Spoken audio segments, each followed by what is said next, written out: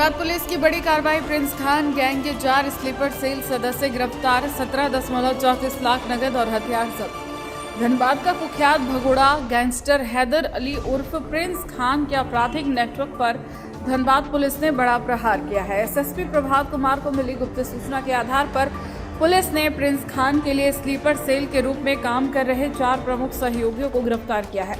यह जानकारी धनबाद के एसएसपी ने बुधवार को एक प्रेस वार्ता आयोजित कर दी। उन्होंने बताया कि इस कार्रवाई के लिए ग्रामीण एसपी और सिटी एसपी के नेतृत्व में 6 डीएसपी, 7 पुलिस इंस्पेक्टर, 36 पुलिस अवर निरीक्षक और 60 पुलिसकर्मियों को सम्मानित करते हुए एक विशाल छापेमारी दल का गठन किया गया था।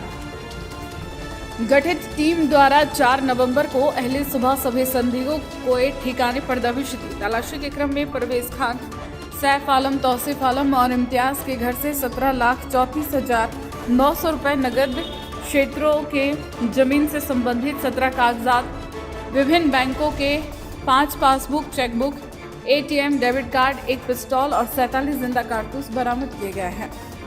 गिरफ्तार अभियुक्तों द्वारा बरामद नकदी के वैध स्रोत के संबंध में कोई जानकारी नहीं दिए जाने पर इसकी गहन जांच के लिए आयकर विभाग को पत्र लिखा गया है। गिरफ्तार अभियुक्तों ने अपने स्वीकारोक्ति बयान में बताया कि वे प्रिंस खान गैंग के सहयोगी सदस्यों के रूप में काम करते थे। वे लोग कारोबारियों को भय दिखाकर उन्हें सहयोग करते थे, अपराधियों को ठहरने और आने जाने की सुविधा उपलब्ध कराते थे। इसके साथ ही वे विभिन्न क्षेत्रों के कारोबारियों का मोबाइल नंबर और उनसे संबंधित अन्य महत्वपूर्ण जानकारियां हैदर अली उर्फ प्रिंस खान को उपलब्ध कराते थे। गैंग के सदस्य रंगदारी के रूप में वसूली गई रकम को हवाला के माध्यम से प्रिंस खान तक पहुंचाते थे। शेष रकम को प्रिंस खान के निर्देश पर बरबड्डा, गोविंदपुर और 8 लेन क्षेत्र में जमीन कारोबार में लगाकर उसे वैध रूप देने का काम करते थे। इस संबंध में सुसंगत धाराओं के अंतर्गत बैंक मोड़ थाना में कांड दर्ज कर लिया गया है और इसकी जांच की जा रही है। चंदन स्टूडियो, महादेव अपार्टमेंट, दुर्गा मंदिर road, Hirapur, Dhanbad. The Dhanbad times, नजर हर खबर पर। रिपोर्टर चंदू जी के साथ। नमस्कार।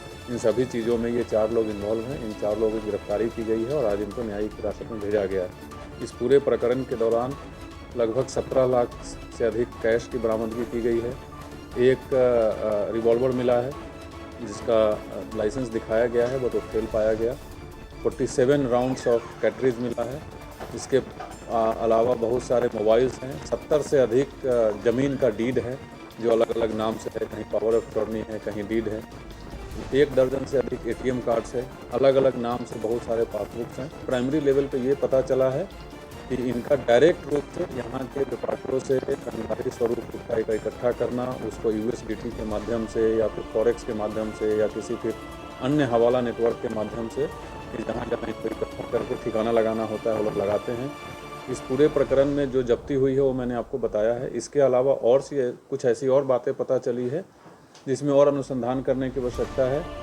कुछ दिन पहले जो रांची में फायरिंग की घटना के बाद गिरोह के कुछ लोग पकड़ाए थे, जमशेदपुर में पकड़ाए थे, वहाँ जो बात उठ के आई थी कि हथियार का सप्लाई पाकिस्तान से होता है और इसमें जो नेटवर्क काम कर रहा है वो एंटी टेररिस्ट जो आतंक का फंड करते हैं लोग, उसमें भी कुछ पैसा लग रहा है। तो इस बिंदु का भी कुछ चीज़ इसमें समझ में आया है और हम लोग उस पर भी अनुसंधान कर रहे हैं कि कहीं ऐसा तो नहीं है मामला कि ये पैसा भी कहीं ना कहीं किसी न किसी आतंकी संगठन से जुड़ा हुआ है और टेरर फंडिंग किया जा रहा है। अगर ऐसी कोई बात होती है तो ये कंप्लीट देशद्रोह का मामला बनेगा। इस पर भी इस टीम को निर्देश दिया गया है कि इसका पूरा अच्छे तरीके से तहकीकात करें। इन लोगों के द्वारा कुछ और लोगों का नाम बताया गया है जो धनबाद के भी हैं, धनबाद के बाहर के भी हैं। कुछ व्यवसायियों का नाम बताया गया है जो डर के पैसा भी पहुंचाते हैं। हमारे पास बहुत सारी जानकारियाँ इकट्ठा हुई है, लगभग 100 से अधिक लोगों का नाम आया है। फर्दर उस पर टीम और आगे काम करेगी और जब आगे काम करेगी फिर से जो रिजल्ट आएगा वो आपके सामने बताएंगे। और कुछ व्यापारियों का भी नाम आया है जो पैसा दे रहे हैं, हम लोग उनसे भी संपर्क करेंगे किस परिस्थिति में दे रहे हैं। अगर धमकी आ रही है तो केस करना चाहिए। जैसा मैंने बताया कि लगभग 100 से अधिक लोगों का नाम आया है जो किसी न किसी रूप में जुड़े हुए हैं। हमारी जो स्पेशल टीम बनी है ये लगातार काम कर रही है और काम करती रहेगी जब तक इस पूरे नेटवर्क को, फाइनेंशियल नेटवर्क हो, टेरर फंडिंग हो, तो शेल्टर देने में हो या डायरेक्ट काम करने में हो, किसी को बख्शा नहीं जाएगा। मैं लोगों से ही अपील करता हूं कि कंप्लीट दूरी बना लें और पुलिस का सहयोग करें इस कंप्लीट नेटवर्क को ध्वस्त करने में।